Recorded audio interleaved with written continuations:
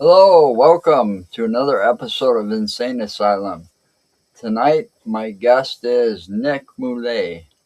How you doing, Nick? I'm doing pretty good. How are you doing? I'm doing good. I'm waiting for this weather to go away. I'm ready for winter to finish, but we know that ain't going to happen for a couple months. But you It know, almost feels more like it honestly is a little bit hard to believe that it's even January to begin with, just with the weather, because I went outside, like especially when I got back home from work today. I looked outside thinking, oh man, this does not feel like felt more like September, honestly, because we had yeah, a little bit of a wind and there was like leaves blowing around. yeah.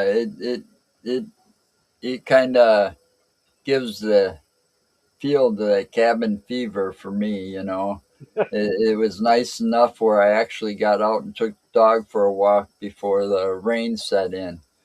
But they're like, I'm seeing all these paracons and stuff coming up for, May and June and, March and April and all of that. And it's like, man, come on, you know?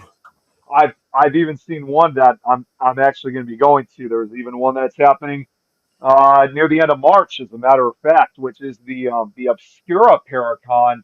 That which is also not far. That one is just so in case you want to check it out. That one is going to be in. I think it was going to be out. I think it was going to be out in DeKalb. I have to go. Yeah, I think it was going to be out in DeKalb at the Northern Illinois University College. So the castle, if you will.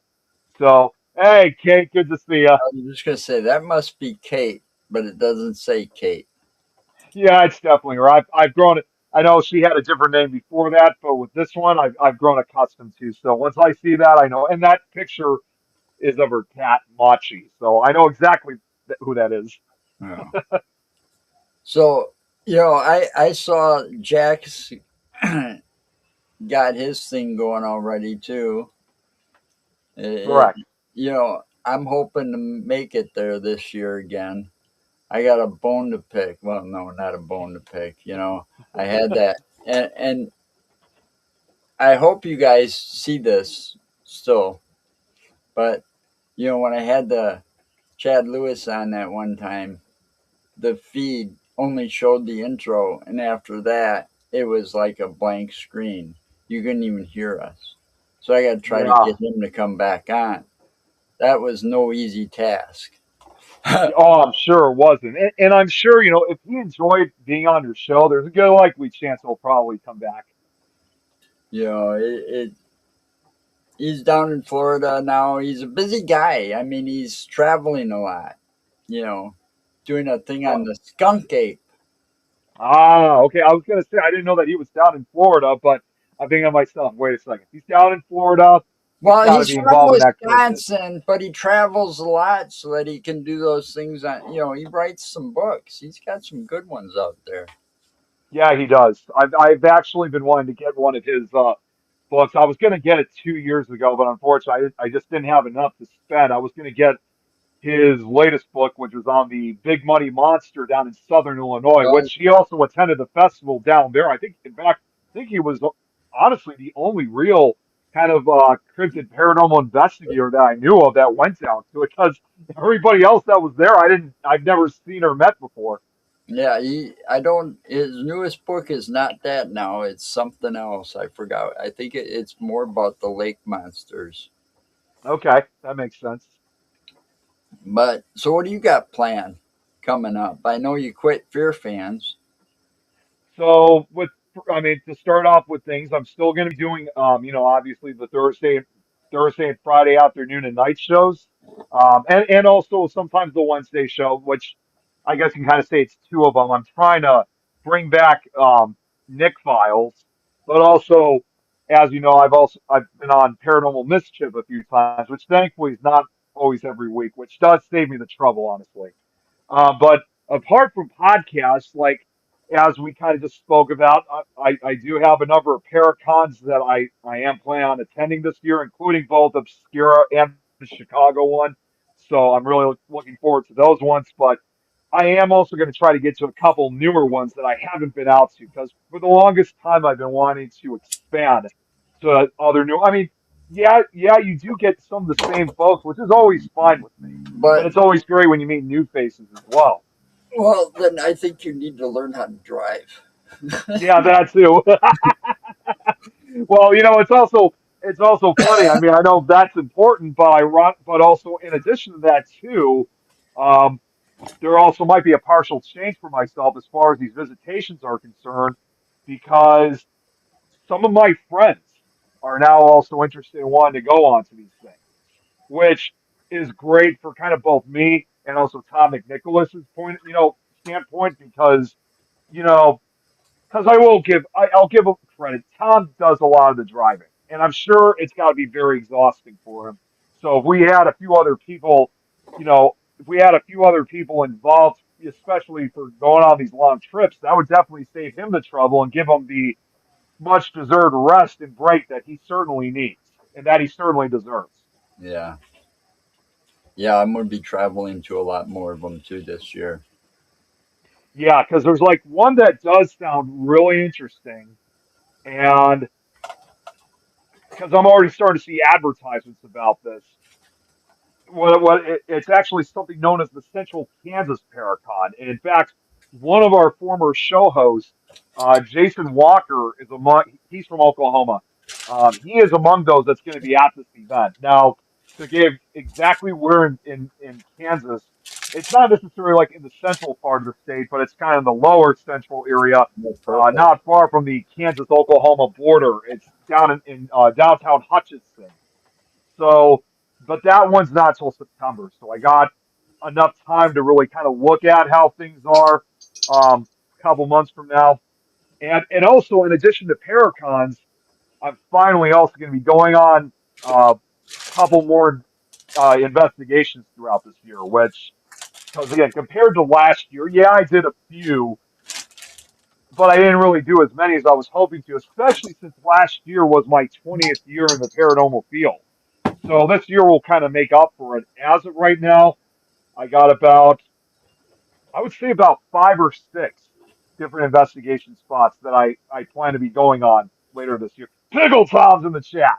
Yeah, Yeah, I got about 5 or 6 different investigations coming up for this year. So I'm really looking forward to it. It'll be good. It'll be great to getting officially back into the game. he's talking about you there. Unfortunately, I can't really see it that well because I'm He using says, the phone this time. whoops. So I'm really He says, who the hell is this guy? He looks weird. Like the kind of guy that would sleep in another man's bed. LOL. He's referred to again, with Minecraft. Minecraft. He never gives up that memory. But you know what? Hey, I'm having fun with it.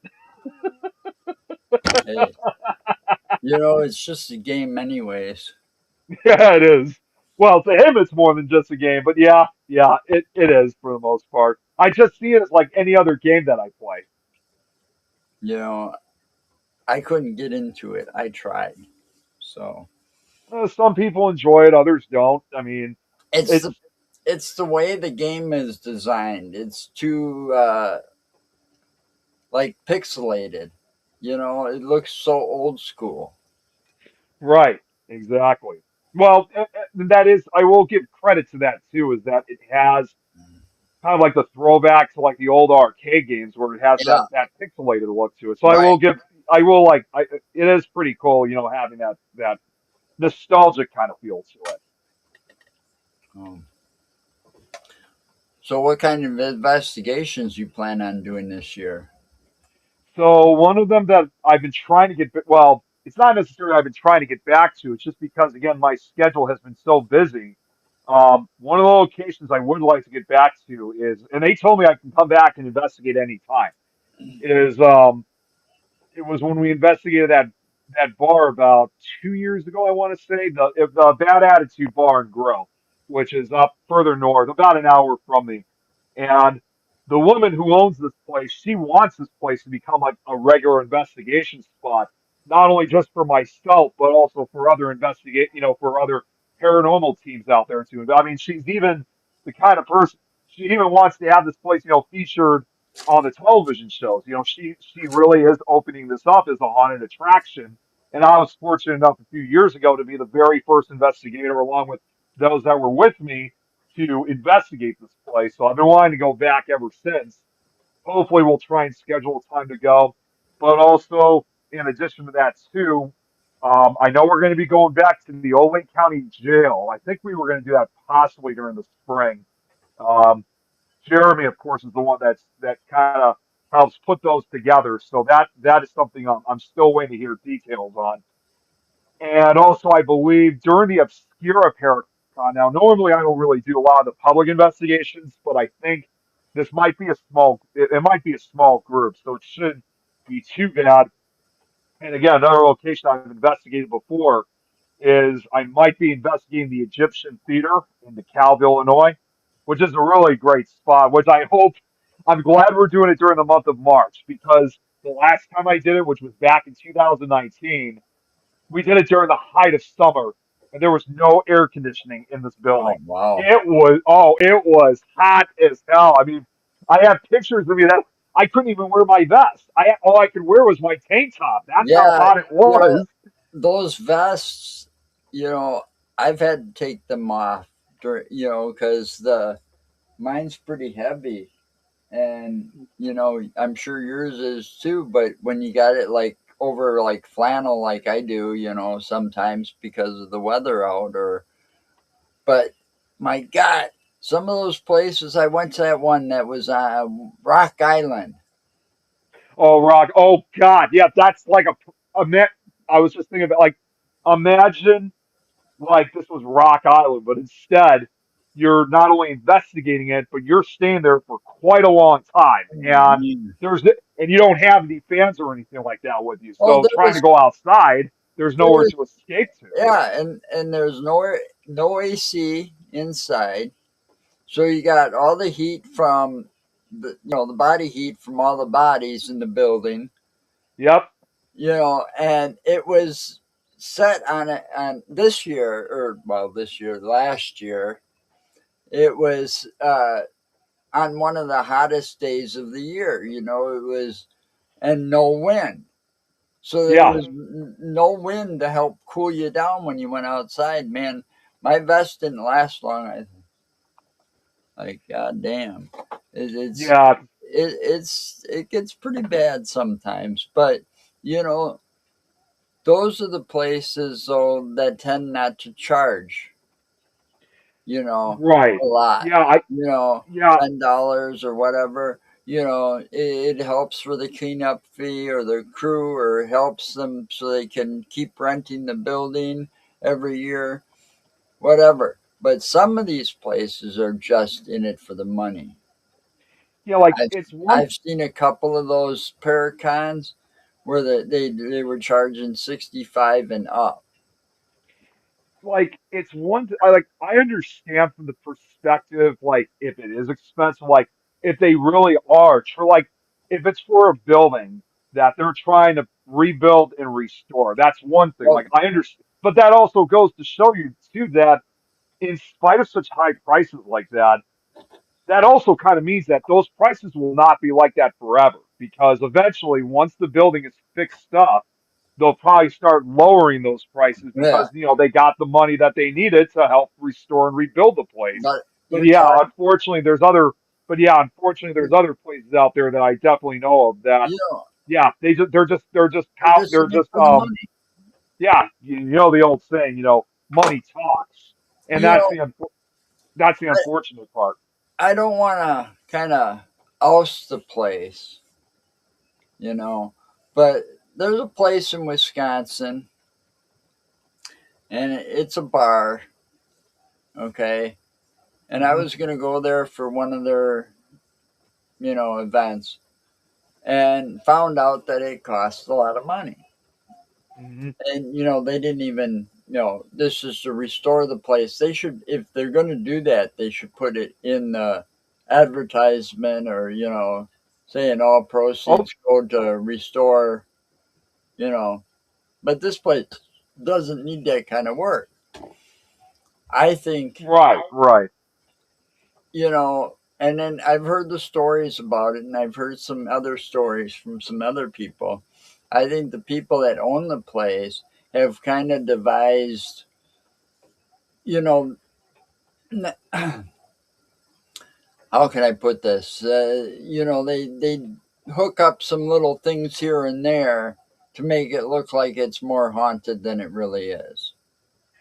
Yeah, because like even when I went to this new location, the Bad Attitude Bar and Grill, the owner of that place, she was not trying to make it like it was like super haunted or anything. She only just came up to us and told us what she knew about the location with what's been going on. And, somebody like that knows how, they know how to tell you the legitimacy of a location. And we'll admit, it was kind of a tough location to investigate because first off, it's definitely one of the smallest locations I've ever done. I mean, because all we could investigate for the most part was just the ups because there was a sleeping quarter up on the second floor. That was the only place that we could investigate because downstairs you have the bar and of course, it was an operation. Yeah, So it kind of made things difficult, but yet still, we had, you know, someone like her really knew how to tell, like what a location really is like with as far as paranormal activities are concerned. In fact, I almost forgot to mention this. In addition of trying to open it up for more investigators, she also wants to appear as a guest on some of these shows, in the future. So I would highly recommend also having her on as a future guest. yeah. But I yeah, like, There's a bar here.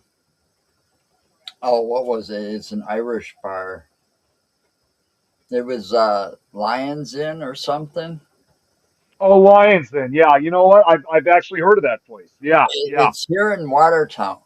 Okay, and I met the owners. They're real nice. Older couple, real nice.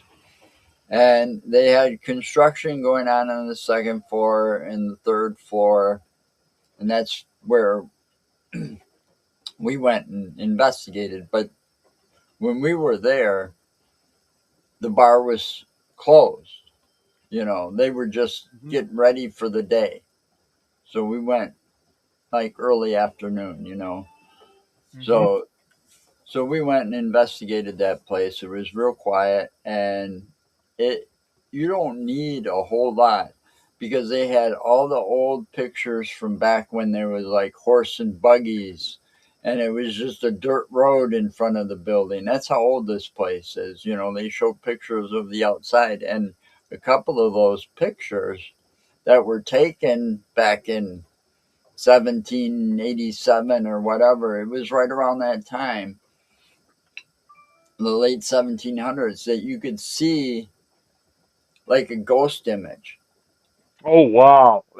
And that's you know, of a, relatively rare to have something like that, especially back then. and it was hanging on the wall, and you take them down and you show the pictures, and we're like, wow, wait a minute, there's something else there. And you could see right through it, through the dog. It was like two dogs, and one of them you could see through, you could see the person's leg through him, you know, Wow. and it's like, how the hell do you do that and make that happen in the late 1700s? Well, and not to mention, because you do have your, You can't uh, really fake the pictures, is what I'm that's saying.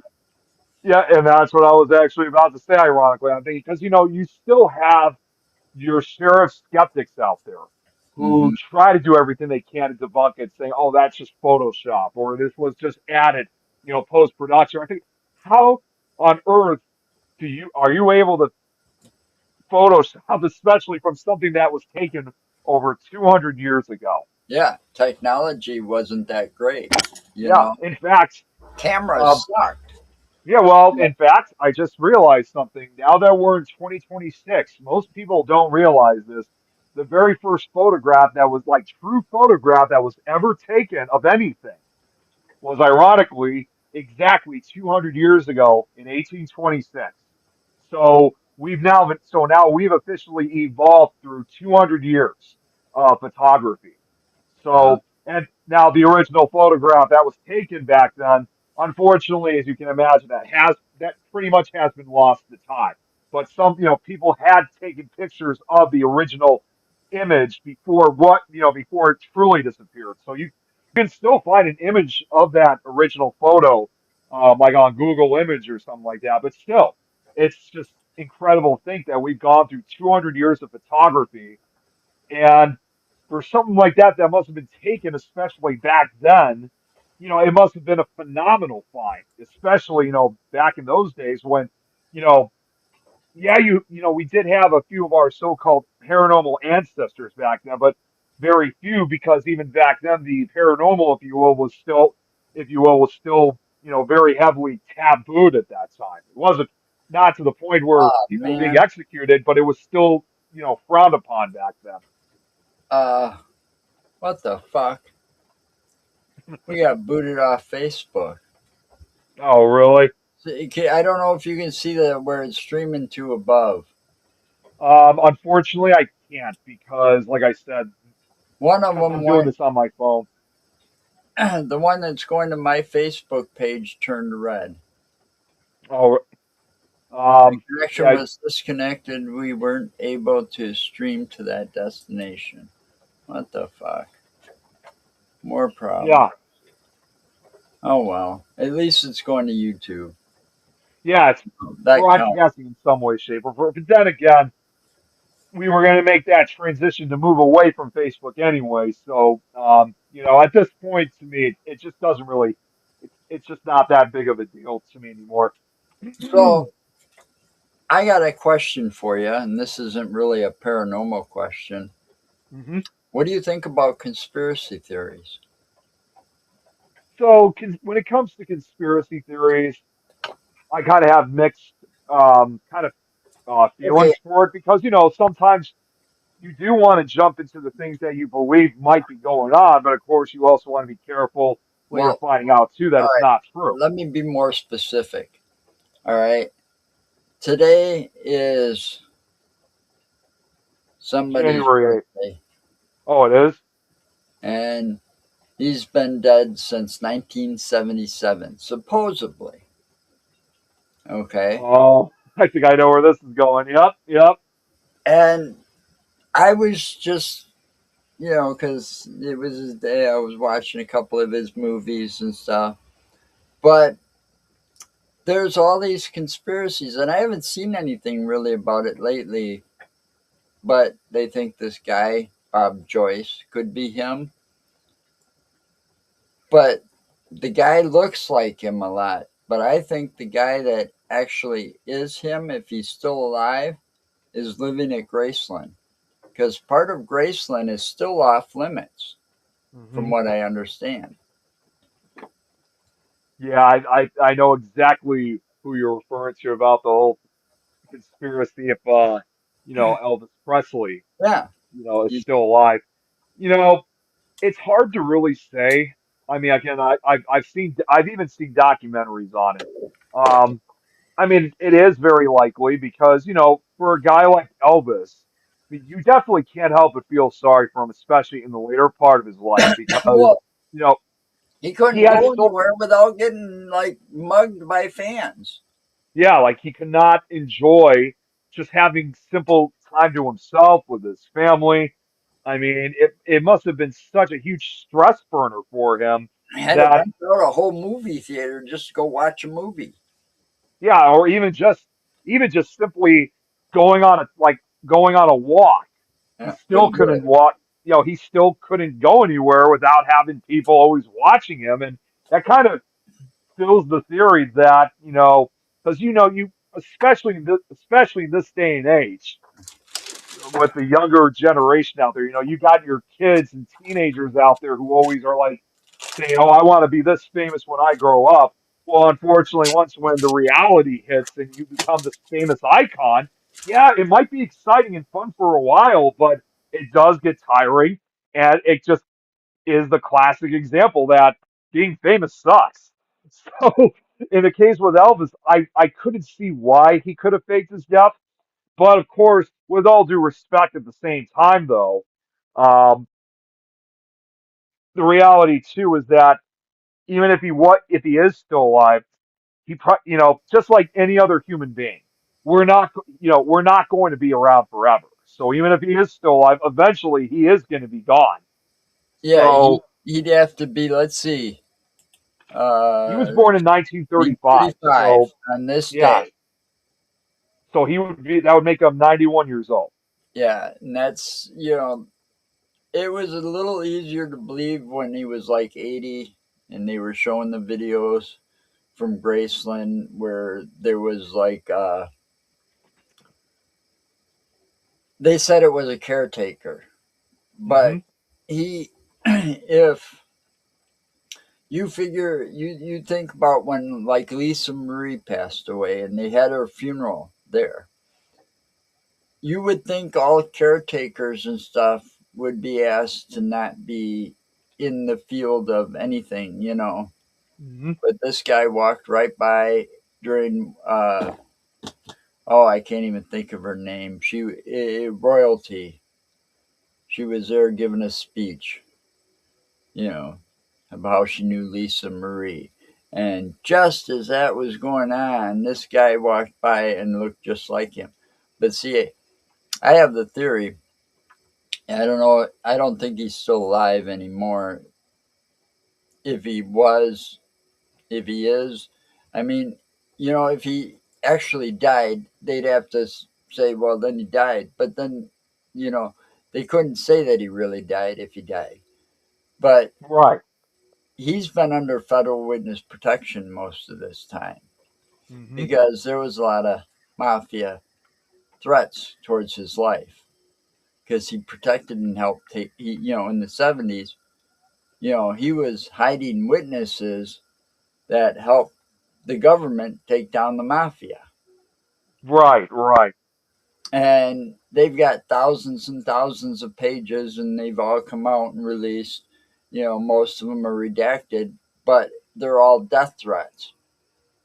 Right. Well, there's also someone similar like that. I won't go into too much detail about it.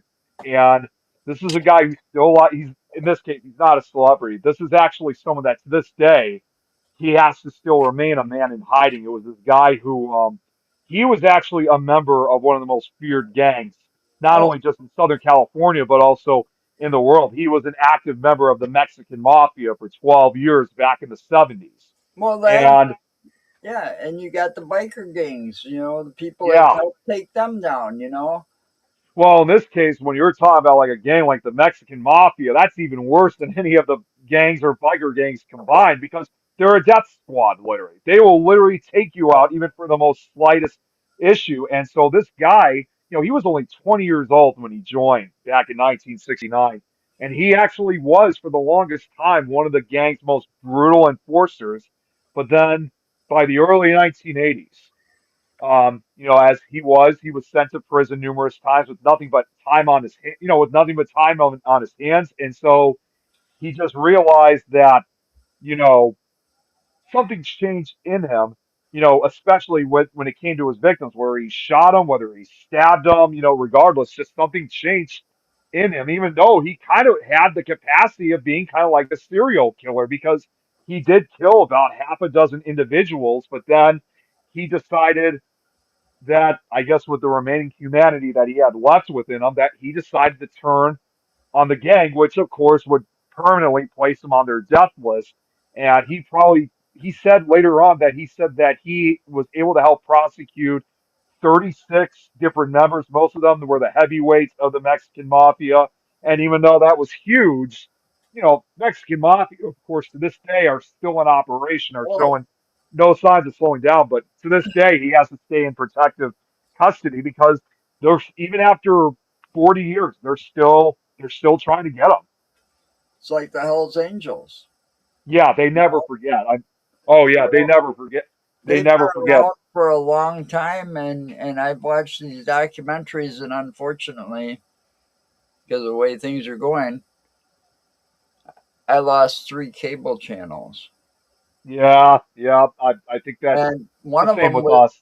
one of them was one of my favorites because it had like, all this stuff about the Hells Angels and stuff like Hmm. this, and it was talking with former members because they turned on their you know Either they turned, or some of them did leave in good standing. So you might also have some of those yeah, who have some lost retired from in the, good retired standings, from the but group. once the documentary comes out, those good standings go down the drain because now you're telling secrets that they don't want you to tell. Right, yeah, because and it's not just the Hells Angels. It's usually for a lot of these clubs. Like when you're a part of one of those clubs, you know certain things that only other members know. Like literally, you are to die with those secrets. Well, yeah, and that like they talk about all of this stuff, and you know what? I'd rather deal with some of the stuff that happened in the past than what goes on today. You know. Right, right. Because even with the group like that, um, I still you still have to respect them at the end of the day, because you also have to remember too that not all of them are joining to, because there are still some out there that are still law-abiding citizens out Well, there. yeah, there's a group here in Madison that we always joked about that were on the police department's payroll. Oh, okay, so one of those type of, okay, one, because I know, Well, yeah, even the most police department have their own clubs too. well, no, this isn't one that was police department. They weren't ex. Maybe a couple of them might be or retired or whatever, but they were mostly teachers, lawyers, doctors. Oh, okay, High okay. paying jobs. Okay, Hmm. and they'd go around and in the 70s. I grew up in a very low income bracket, so we lived in low income housing, and this we moved to the west side of Madison in this low income housing that was brand new. I mean, the parking lot was still gravel. Okay, Hmm. CC riders came in with not well, some of them came in on their bikes, but there was lumber trucks following them, and they built like 3 playgrounds for the community, for Hmm. that low income neighborhood. Right, right. And then I got to know one that was really good, that they'd pass out cards in bars. If you got a drug problem or drinking problem, give us a call, we can help. Don't drive home, stuff like this. And they'd rent my video store, the back end of my video store, because it was like an arcade back there, Oh, okay. with a pool table, a dartboard, and stuff. After hours, and they'd rent that so that they could be close by to a lot of these east side bars, so that if somebody called them, they could go help. Well, that's You pretty know. good to know. And they'd order pizza and bring in a whole cooler of soda and all this shit, clean up, That's pay. awesome. I'd get the rent plus a bunch of money. It was a nice little weekend thing to do every now and then. But I got to know some of these bikers like that. Yeah, yeah, that's cool either way. And Yeah, I've even noticed, like, obviously, you've seen it. We both seen it for ourselves that there even are a few bikers out there that are paranormal investigators. Like we saw that last year with uh I forgot what their team name was, but they were at the Chicago Paranormal Convention, and the fact we were able to like get a full group picture of all our colors, yeah. our vests. That was pretty cool. I mean, that was, in my personal opinion, that was probably almost as close as like a paranormal themed motorcycle club as you could ever get. So that was awesome. That picture, if I'm not mistaken, I've actually got that somewheres.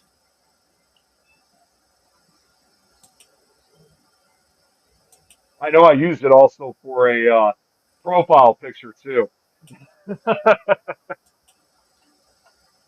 Yeah, my hard drives are so big, so full of things. I don't trying to find them.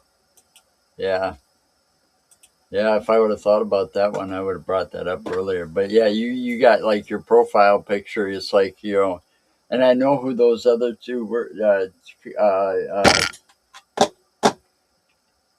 Jeff and Lorelei. That's who they were. I just can't remember their actual team name, but yeah, that's who I was referring to. Uh, Boo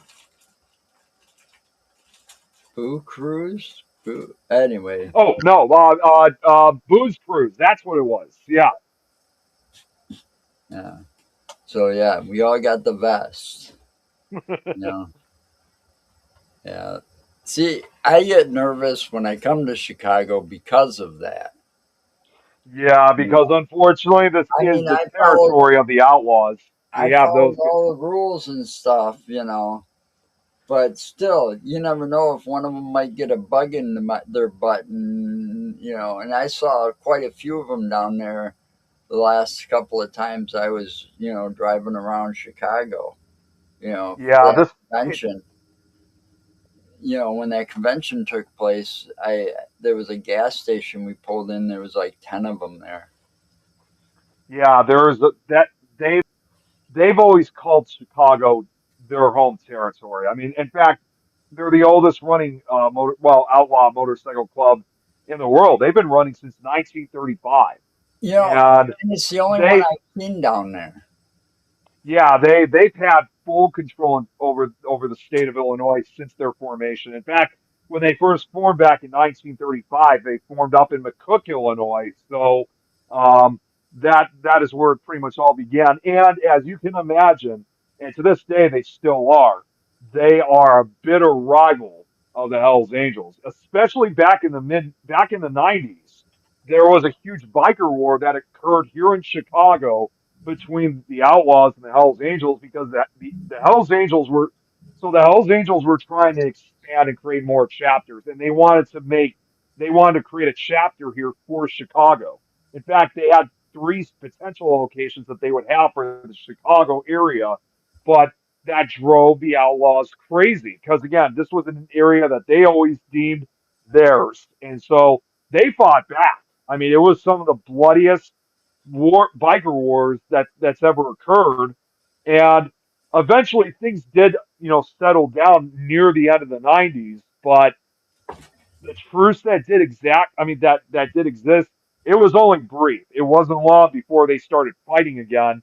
And at this point, I could say, from what I understand, is the Outlaws essentially gave the Hells Angels an ultimatum. It's one of the few times that they had no choice but to obey their orders. They were telling them either you die or you get out of here. And at this point, the vast majority of Hells Angels for the state of Illinois and Chicago have pretty much been chased off by the Outlaws. So Well, it's I think it's safe to say that they've reclaimed their territory back. that's like I said. Most of the time when I drive through there, and this last summer, I mean, we were in Chicago a few times, three, four times, easy, and every time, that's all I saw was the Outlaws. Yeah, Mm. and they're down in Southern Illinois too, because like I've been down like when I used to attend Mike Ricksecker's Haunted Road Media Paracon, which was down in Alton, it wasn't just in the Chicago area. They have them down in Southern Illinois too. So they're pretty much up and down the state. Well, I'm not done with Illinois yet. You No, I'm know, sure there's a lot to check out. I got a place. It's like, would we figure it was like 6.5 hours from us. All right, and that's where I want to go. And it's not a paranormal place, but just for the shits and giggles of it, there's a place called Metropolis, Illinois, Yes, I've heard of that town. and then they got like the Superman stat. Hmm. That's where Daily Planet supposedly is. And Smallville. I've been The reason I brought that up is because I've been binge watching Smallville because cable sucks lately, but that takes place Smallville, Kansas. That's like a fake town, but Metropolis is kind of real. You Yeah, know, it is. I've never been down there, but I do know of the town's existence. So this is the one I want to get to. I'll bring up the thing because I got the graphic here somewhere. Here we go. This is the one I want to get to this year. Oh, Wisconsin's largest and paranormal. I heard of a couple things about it, and that's something that I'm interested in attending too. And Fond du Lac, from where I live, that is it's definitely not far from me. I would say that's probably about maybe an Well, hour and a half away.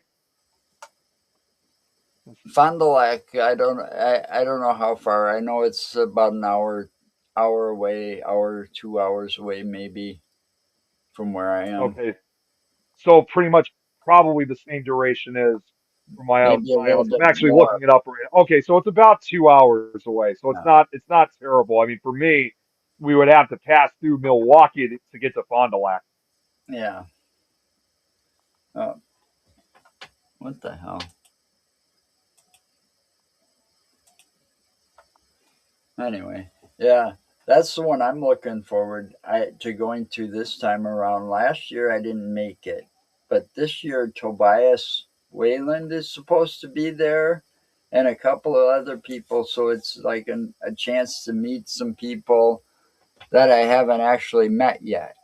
I've had them on my podcast, but I haven't met them in person. You know, Right. That's kind of like what it is with a lot of these guests that we have. It's like, in fact, someone who I just brought up, Mike Ricksecker. He was doing his own podcast. Oh, I think he's actually been getting back into doing his own podcasting recently. His show. He used to do a show, Edge of the Rabbit Hole. Um, but what was funny was that it wasn't until a few years ago that this happened. I forgot who her name was, but she had been on the. Oh, she's the. Oh my God, it's killing me. It's like right in front. She's Oh, okay, I can't remember her first name, but she's the daughter of. Oh my God, I can't even. He passed away in 2009. He was a huge paranormal. Oh, the Hoser Files.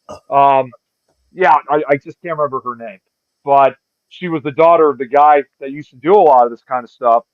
And what's funny was that Mike had talked about that he had known her for like 10 years, for like a decade. And it wasn't until a few years ago that they finally actually met in person, which, I mean, not only, it is funny when you think about it, but it's awesome at the same time that they finally had the opportunity of meeting each other in person. hmm And that there's still a lot of people in this field like myself that I have yet to have met in person myself, especially those who live in other countries. well, yeah, that and that's what I tried to make a point, explaining it to somebody. Going to these paracons is a way to meet people and make connections. Hmm. You know, I I've got a whole. This is just from this last summer, and it's probably not even all of them. Yeah, there's just like so many of them. And it's also great to see that there's new paracons being put together for other areas that they've never had them before. I've And these already are seen all like for from the people I met. There's right. one.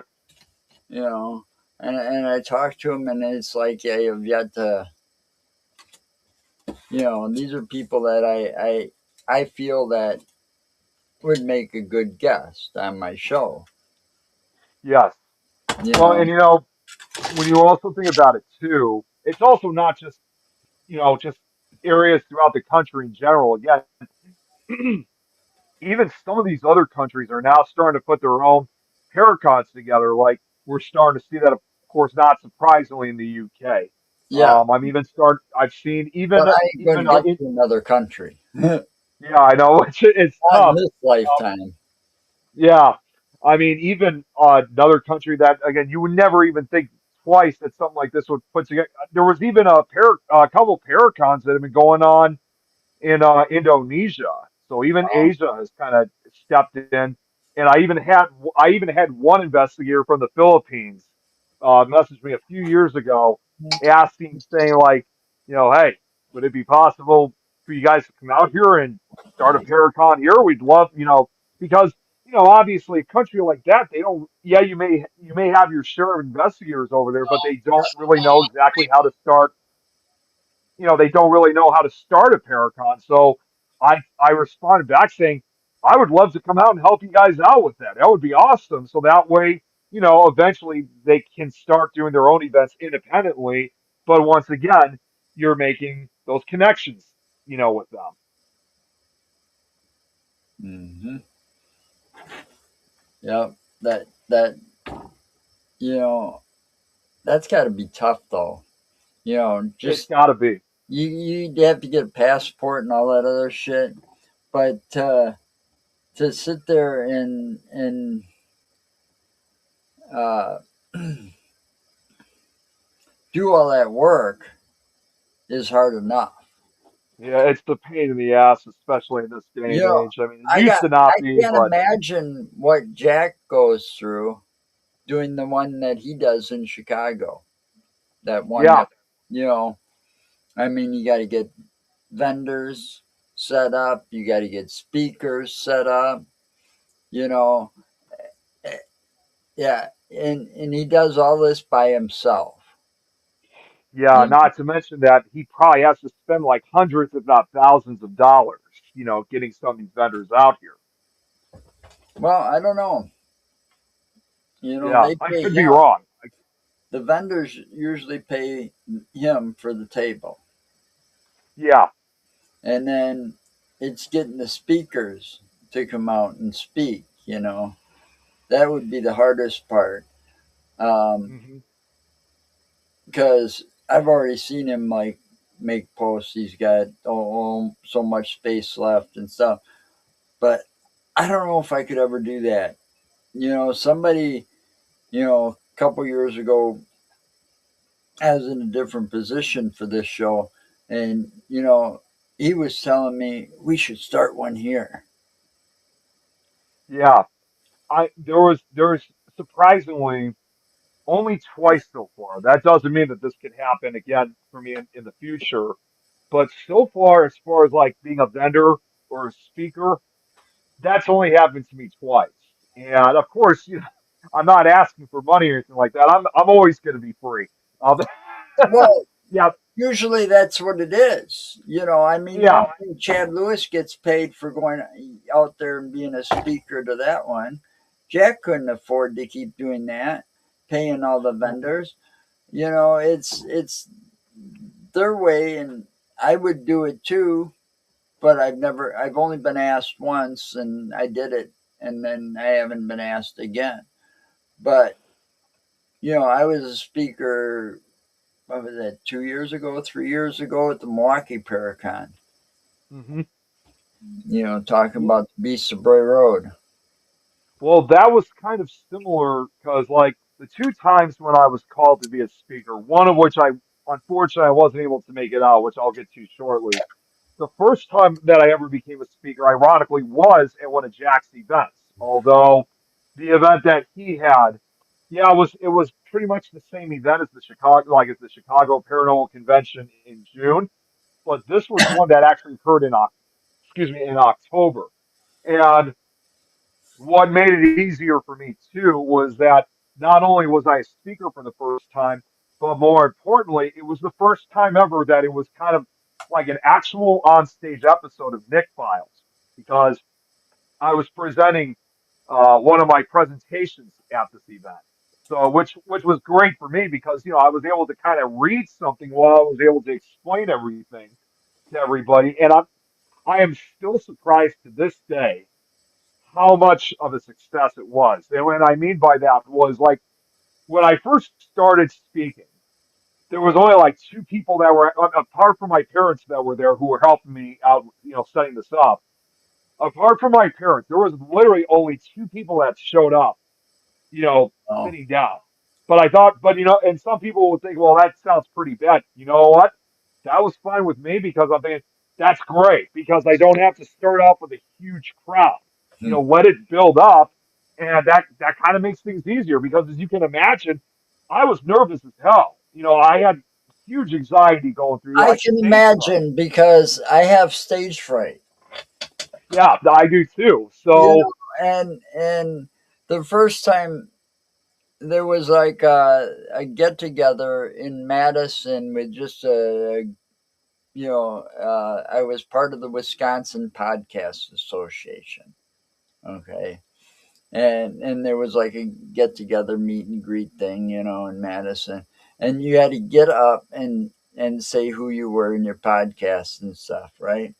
That was the mhm. first time I had to try stuff like that, talk in front of, and it was a big crowd. I mean, there was like 20, 30 people there plus the bar, the people in the bar. Right, right, You know. So, so I got through that okay because somebody was standing right next to me, you know. right. Then at the It's Milwaukee it. Paracon, that thing started out, there was like, 20 people in the room when it started, maybe 30, most of the seats were filled. So my anxiety got the best of me. But again, I wasn't alone up on stage. I had the owner of the property with me, Lee Hample, Mhm. and but when it was over, I had people coming up. Oh, I really liked what you did. I really liked your talk, and you were better than the first one talking about Bray Road, you know, and that kind of made it easier. So I figure if maybe someday I ever get asked, I might do it again. Well, and I've that was had kind of the dining same. tables, so quite Well, often. that was kind of the same thing for me because like when I also became a speaker for the first time, again with a slideshow that I created prior, which not only helped me get through the entire experience, but also something that even though I was doing it completely on my own, still something I could rely on. It's weird how sometimes when you're about to involve yourself with something that um, you're going to be facing like a whole lot of people with. And then once you actually proceed it, it's like all of a sudden that anxiety just disappears. Like all of a sudden you're fine. But more importantly too, like when I said when it started with two people, it just made it a lot more easier because that was the other thing too was I think because I was the very first speaker at that event. I guess I kind of thought that if there was going to be a lot of people at this event, like that were going to come see me, it would happen immediately. But surprisingly, it didn't. And that's what made, and as I was speaking, and I only spoke for an hour. Now, ironically, well, not surprisingly, I did have the entire experience filmed. It was broadcasted here on this network, and although you can't see the audience clearly, from what I can tell you, from what I can recall, was like throughout the entire hour that I was speaking, that audience grew, and by the time it was all over, I would have to say there must have been because this was kind of more of like a classroom like setting. Um, I would have to say there was at least about a good 40, maybe almost 50 people that I was Well, speaking with near the end. So, and they, as far as I'm concerned, they loved it. In fact, even one of them brought their kids with. They, I still remember this even a few years later. Um, even though this was kind of a slight, because what I was talking about was actually the top. It was either top 10 or top 15 most famous creepy hi, pasta stories. Braxton. Oh, hey Braxton, good to see you. Yeah, it was like top 10 or top 15 creepy like most popular creepy pasta legends. And when we got to a particular legend, I think it was on the what's the legend that's called the Russian sleep experiment, which that is a messed up story if you ever look into it. It's creepy as hell. They contrary to what you would think, it's not based on a true story, but they kind of make it almost like as I would kind of say like a post World War II experiment that goes terribly wrong. That's the best way I could describe it. Well, But as it I'm might have been based on, there was a lot of experiments going on, you know, yeah, well and even though the yeah I was it gonna say might even have though the some truth to it. Well, and that's the other thing too. Even though the exact story itself may not be true, it does base itself off from like what happened back then, throughout Germany and Russia during World War II. So there is, so you're right, there is probably some basis on it, but Well, nonetheless, people people tend to use real life as a basis for a lot of things. I mean, look at the movies. Look at our movies, especially the horror genre. Okay, just Mhm. for an example, look how many movies are based on Ed Gein. Oh yeah, there's so many of them, You know, like Psycho, Psycho, Silence of the Lambs, Texas Chainsaw The Massacre, Massacre. especially. And just that character Leatherface, was based on him. And then they Mhm. say that Texas Chainsaw Massacre, the original one from like 1970 something, early 70s, 1974. yeah, they say this is based on a true story, at And the it beginning. But you don't know if that's like something real or that's just something added for effect. well, it's interesting. There was only like, and this goes back to the slideshow. I only had like near the end of the slideshow, I was expecting people were going to have a lot of questions for me. Surprisingly, I only had one question involved. And this kind of basically goes along with what we're talking about is that because somebody asked me, and you could hear it in the video too, of like where someone got the idea of where these creepypasta stories come from. Even like, and when we're also talking, we're even talking about things like even Slender Man or Jeff the Killer, to name a few, like the most famous among them. And my answer to that was the creepypasta legends, when you really look into it, is truly nothing really different or special compared to previous like scary or ghost stories that we've been talking about. Because when you think about it too with creepypasta, even though that's only been made within the last 10, 15 years, it's just another chapter of something that we have been constantly doing for thousands of years.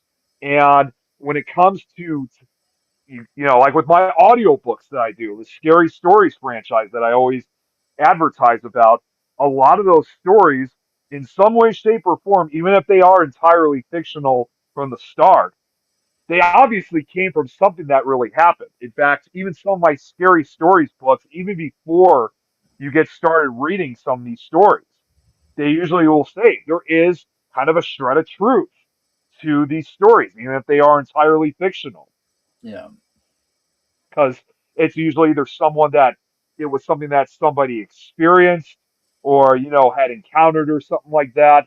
It's just another shred of history. So the way how I even said it too was very well said, and I'll never forget after I answered it and after when I ended, I had a huge and also I was going to say at the end of of my slideshow, a few minutes later when I was talking with Jack and also some of the vendors, that same like I said, there was a guy who walked in during the slideshow. He had his daughter with. She was only probably about like 7 or 8 years old at the time, and I was a little bit. I'm not going to lie. I was a little bit nervous because, like I said, when I was getting to the Russian sleep experiment legend, it's a pretty, like I said, it's a pretty graphic and disturbing legend. I was like, I was not opposed to anybody bringing their kids with, but I just had to tell them saying, hey, just so you know, this is it's going to be kind of messed up what you and your daughter's about to hear.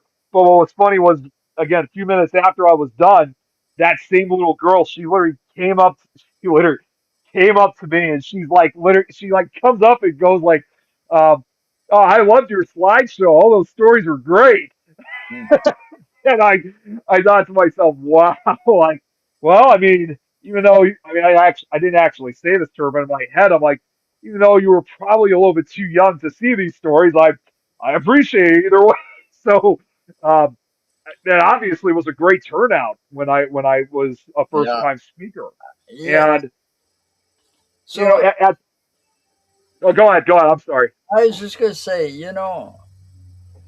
they got the younger generation. You go back in the 70s, you wouldn't see this. Everybody'd be wanting to commit you to the insane asylum or the nut house because you're crazy, right? I don't know how Correct. Dale made it all this time, because he was doing this in the 70s. But today, it seems like the paranormal and the stories that we tell are getting more and more acceptable to the public Yeah. eye.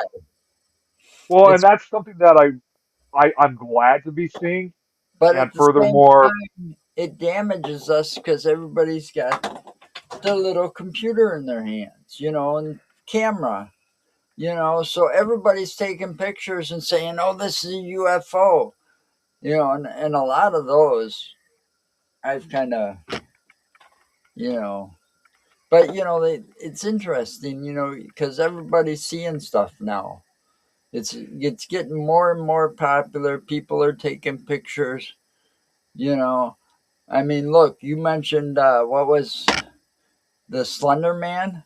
oh, Slender Man. Yeah, yeah, That woman just got convicted recently of a killing of her friend or something yeah, because of Slender Man, and they were just they transferred her one place, and they're like, not in my backyard, and yeah, that's still been a mess because they transferred her to Sun Prairie, and Sun Prairie didn't want her, and she escaped, yep. got That's what I recently heard. got recaptured, and now she's, I don't know where she is. I forgot, but she's no longer in Sun Prairie because they were putting her in like a halfway house or a minimum security thing in Sun Prairie. And it's like Yeah, Jesus she was Christ. charged with she was recently charged with escaping the facility. So now she's pretty much locked back up. And of course, as a reminder, I still remember when that all occurred. Of course, it was actually involved. That was when she and her friend, they were two 12-year-old girls that were trying to kill their Yeah, friend. And that was just an absolutely brutal attack. And I'll never forget because before that, I was a huge fan of Slender Man. I mean, I still am to some degree, but after when that whole stabbing occurred in Waukesha, that really shook a lot of us to our core. And at that time too, when you really think about it, I was not very much older than those kids because that happened back in 2014. They were only 12. I mean, yes, I was an adult. I was 21, but still, I wasn't even 10 years over them. It was just like, geez, like literally, I was just a few years older than they were. And for them to commit such a violent crime like that for a character like that, it still chills me. And I don't know if you know this too, because this was the most notorious. Most people don't realize that there were actually three other similar crimes that followed after the Waukesha stabbing, if you didn't know that. no, I didn't know that. Yeah, they're I'm keeping it real short. Um, But from what that's I can re Waukesha. yeah, from what I can remember was I don't remember which one occurred first, but in Florida, a 14-year-old girl actually tried to set her house on fire with her mother and her baby brother inside. Thankfully they got out. They managed to escape. And shortly after that, she was arrested and they found like the Slender Man paraphernalia in her possession. And then the third time it occurred, this was the only one that occurred with adults. This happened this time in Las Vegas, Nevada, where it was not necessarily the same exact situation, but it was similar. I think it was involved in like a robbery or something like that. It was involving a couple, and the boyfriend of the couple was wearing a Slender Man outfit. Obviously, that was probably more or less to conceal his identity so no one could see him. And this was also the only time where death was involved because when the police and SWAT, surrounded them, they locked themselves. I think it was like in a closet of some sort, knowing that they had no way to escape. They ended up taking their own lives. They killed themselves. And then the third and final uh, similar situation like this was once again involving this time a 13-year-old. and I think he tried to stab his mother. And once again, they found fascinations and paraphernalia of Slender Man with them. So that one up in Wisconsin was not an isolated event. At least three other incidents followed that year. So in total, there were four different crimes involving Slender Man.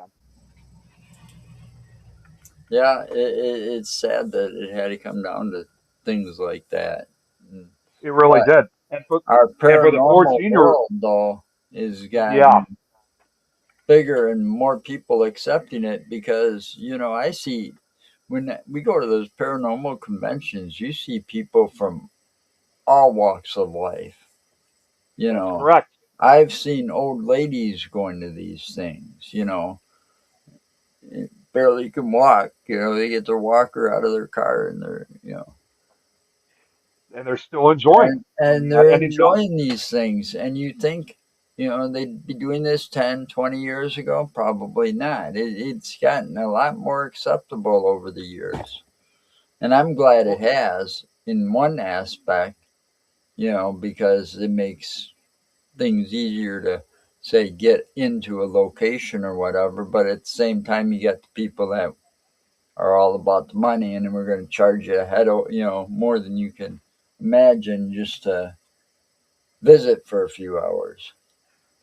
there was one Paracon that did that. I think that was yeah, it was last year. And this was one of the few Paracons out there that I thought, you know what, it's not even worth going to this. And I even found out some of the big names were not attending it because of the overall, like, just unbelievable prices that they were asking. Well, And it was, I it got a was the, rule. I don't what's pay that? more than 20. I got a rule. I don't pay more than $25 to Oh, attend one. this one was asking, I don't even think I still know the full price of what it was, but whatever it was just absolutely insane. Yeah, It I've seen. was the Yeah, it was the Missouri Paracon. So from what I can remember was that um, after when the Michigan Paracon had their last one back in 2024, I know they said it was going to be the last one that they were going to have. But I start seeing these advertisements, one, two, three, that all said, "Am I Paracon?" I thought, well, that's kind of strange. Like, why did it say? Because Yeah, I they saw said those. coming soon. Yeah, I saw that. I'm like, coming 2025. I'm thinking, well, wait a minute, what's that supposed to mean? Because that's usually the typical name for the Michigan Paracon. Right. Well, it turned out that Missouri, I guess, was going to try to step in. And I guess this was going to be kind of the, I guess, if you will, necessary replacement con for Michigan, which, of course, that made sense to me because, just like Michigan, MI, that's Missouri starts with the same exact Yeah. letters. So it made sense to me. But one of the prices I heard, which were like, I think it was like $300, even just like, and that alone was even just getting a vendor table. That was just absolutely insane. And yet they were still asking for more. I think the fight, because at one point I was sitting with Jenny Davis and Larry Eisler after the event was over, and we were discussing about it. And I think the final full count I think the final full count of the full price, like for everything, the vendor table, the hotel, even being a speaker, it came out to like, I'm not even joking, like almost $1,500, I believe like it just to be there. because, I that's like I said, I've got a rule that I don't pay any more than $25 to go and go to these uh, paracons or comic cons for that matter, you know, and I don't pay more than like $75 for a vendor table. Right. Which, Because you that got to makes try to sense. make the money you spend, you got to try to make that back. That's And if right. I'm going to pay $75, you better have one hell of a crowd, you know, Exactly. for me to make my money back. You Yeah. I mean, it's just, and the fact that you had to pay $1,500 for that, that's like, I mean, when I heard the price, when Jenny and Larry told me that, I was thinking if they were inviting me and they were expecting to say, I mean, if they were going to invite me to a Paracon and Larry say, well, you're going to have to pay for all this for yourself. We can't know, cover any of it. I would literally have no problem but to tell them, first off, not two things. One thing I would say is not in your life, and two, I would simply tell them they can kiss my ass because Yeah. there's no way I'm paying that kind of money. See, I mean, I've at got that point, rules like that.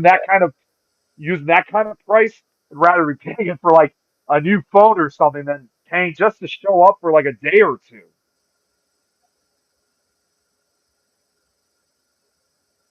So, it's just to me it's just a waste of money and time. So to Yeah, it go is. out to something like to go out to something like that, especially for asking that kind of price, it's just not worth it.